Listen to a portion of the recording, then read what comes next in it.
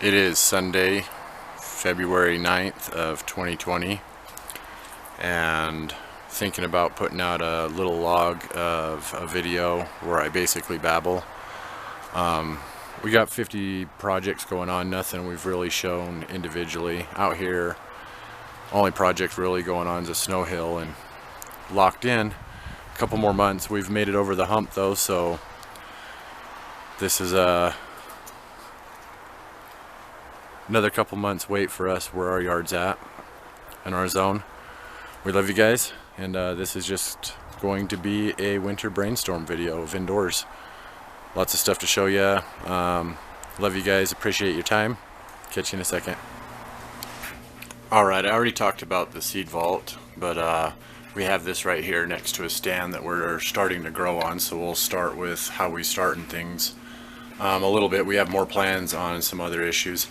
This is just a little lamp light that we use every once in a while. We need a little bit of extra heat generated. Let me shut that one down though. This is a piece of cardboard with tin foil and black electrical tape cut to size. It helps to keep the light. Also with this multicolored light, it can kind of hurt your eyes if you get too much access to it, so it kind of blocks it from getting to us too much.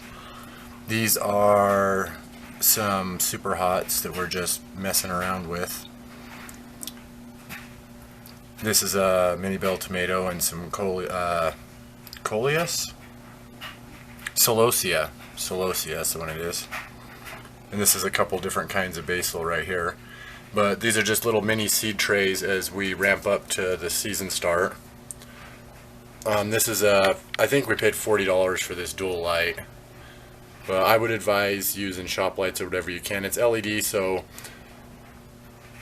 with the size of this bin and the size of the light being right, we're able to just set it over the top of the bin and get our seed starts that way. But this light and this setup, not sure how much of that last part cut off, so I'm going to show you this real fast. This is a electric heater that's mounted in the wall, and it runs the heat right down here through our living room. And what we'll be doing is setting up a greenhouse indoors right here. The tin foil is a cat deterrent. Cats don't like stepping on it, so if you have an area of the house you're trying to keep them out of, you might want to lay some tin foil down like that. They don't like stepping on it. But we'll be putting the greenhouse right here in the corner where you see these pots. These are just some pots to kind of updo a few things. So in this little greenhouse is where our major trays of starts will be going, and we'll have that set up in the next 2 or 3 weeks tops. But seed starting there. Behind the couch here we have, after the seeds have sprouted and come up a little bit, we start to separate them into these double cup methods, is the one we've been using a lot.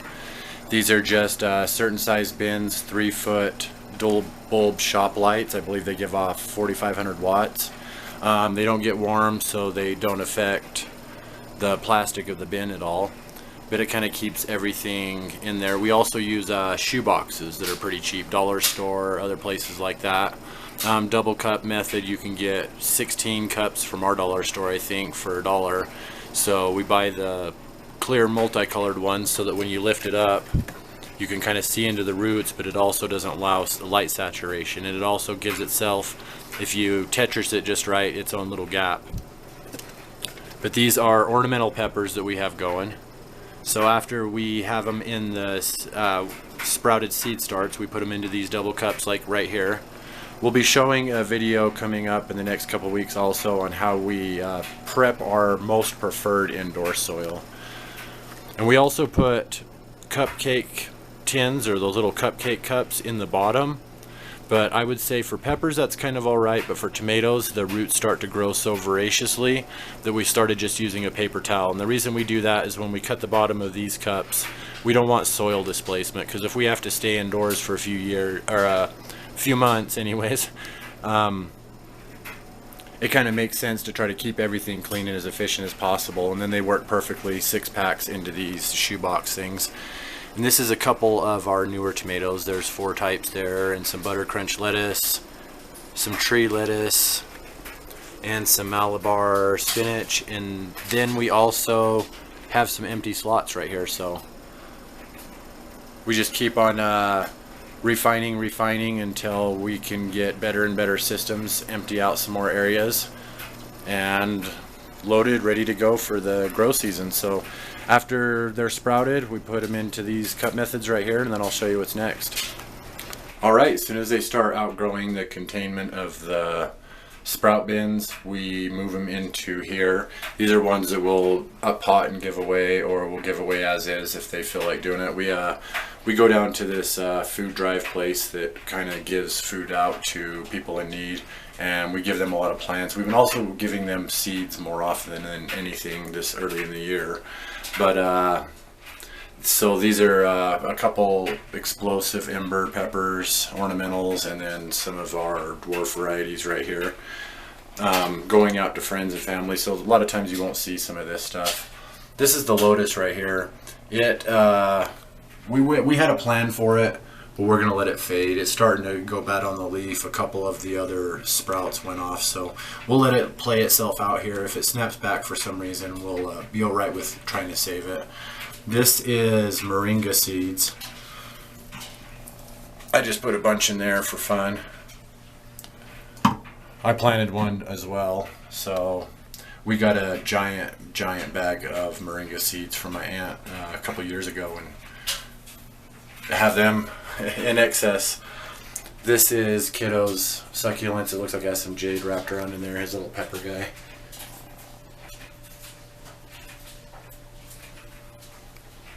This is a mini bell tomato that we've up potted. We're going to try to grow in here. This is a lemon ice tomato. It needs trimmed down, and we're going to trim the leaf tips, so like just areas right here and stuff, so the stalk will get stronger and it'll try to produce more roots and hopefully result in a squatter plant. This is the Mr. Snow dwarf. Come down here. This is walking Egyptian onions that we got from Little Bean. Some are trying to make it through the winter out there. We have them covered up, but we're not sure about them. And we also had some bulbs that we set aside from Little Bean's garden. If anybody doesn't know who that is, then you might want to look that up. But anyhow, this is the walking Egyptian bulbs were starting to really dry out, and we were too concerned with trying to make them wait too longer for our warm season to put those ones outside, so we decided to put these in here. This is just a pot of some sort. This is a old Halloween thing that Kiddo had. This is another tomato. This one right here is the Tiny Tim. Also, all of our tomatoes right now need topped, and so does our, not really topped, just selectively pruned in order for growth. But we got a couple tomatoes forming on that one as well. The mini bell as well. Let me show you those. Alright, so now we have the avocado. I planted a couple beans in there. I'm not sure what they were. They came from a mystery seeds thing that we got a while back. They were really tiny beans and they were brown colored, so I'm not sure what kind they are. And this is working out so well, growing with the avocado tree that we have in our little bathroom. Those are celosia as well that I spread around in there, just for fun. The avocado, it needs topped again, but it goes up and up and up. And it's been topped twice. It's up to the roof again. We need to top it down a ways. We haven't had a lot of good results with the clippings, rerooting them, mostly because just negligence. We have so many projects going on all the time, and we don't really say no to anything. We just, if we feel like giving it a try. It's like with the lotus. I'd like to get a lotus to bloom at some point, but now that I know how to do the seeds and know that I can be successful with it, it's just a fun project to kind of try out, a challenge for myself. So shout out to my sister Red Witch. This is a 2 Meyer lemon trees that we grew from seed from a local grower that was selling them at the market. So we had these seeds. These are actually a couple years old. They need divided and transplanted. We keep topping them down.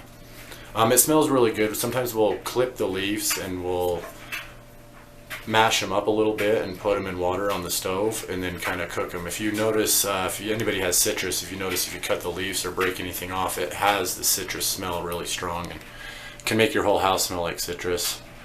This is just a cup in a weight gain protein powder kind of thing that we found for super cheap one time, and then a cup with holes in it and stuff, and then we just sinked it down right in there. It fit perfect. And then these two are the same kind of concept. I can't remember what came in these, but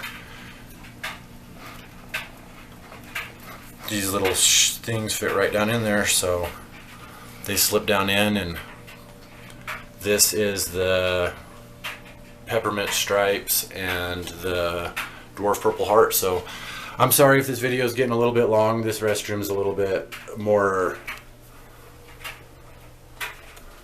crowded right now, so after the sprouts start getting overwhelming, we start potting them up for ourselves or for others, and then I'll show you what's kind of next.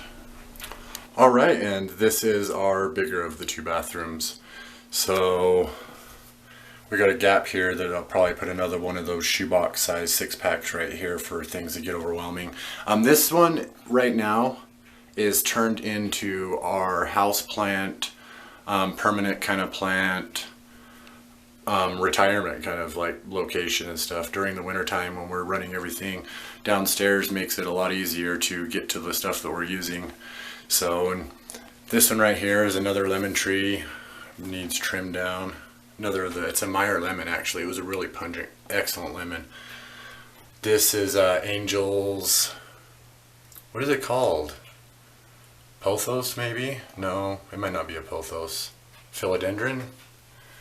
We just really like the leaf pattern. I believe this one is the oldest plant in our house. That we've had this one the very longest. So about 5 years on this one, and it's went through a lot of problems, but it's doing excellent now.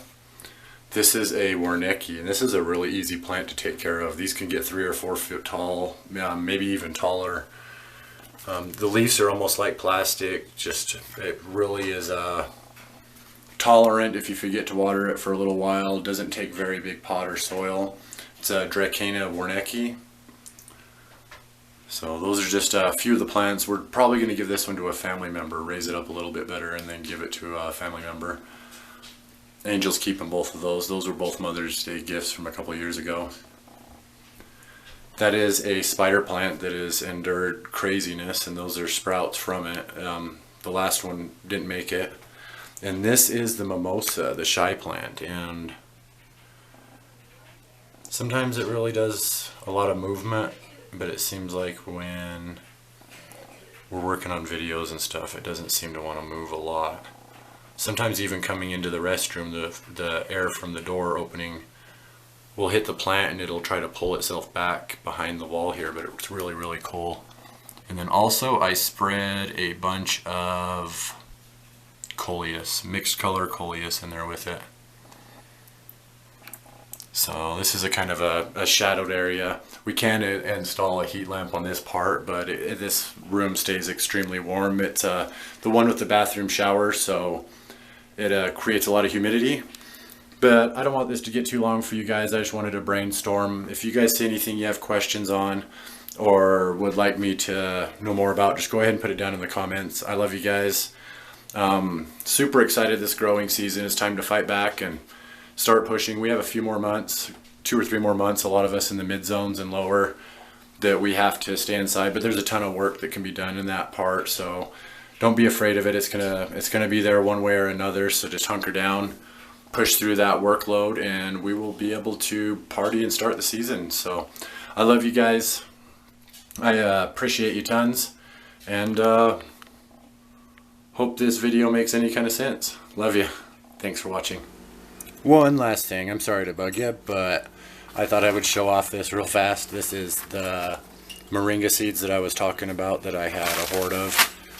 This is my hand, and I got decent sized hands, so that is hundreds and hundreds, possibly even a couple thousand moringa seeds. So I've read multiple things online. Some say that they don't last more than a couple years. Some say that they do last longer.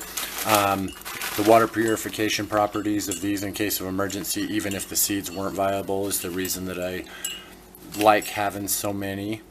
These are a gift from my aunt, and I'd like to thank her again if she watches this video. But this is UT and Angel, and just kind of thought we would cover a little winter brainstorm here. So love you guys, hang in there, not much longer.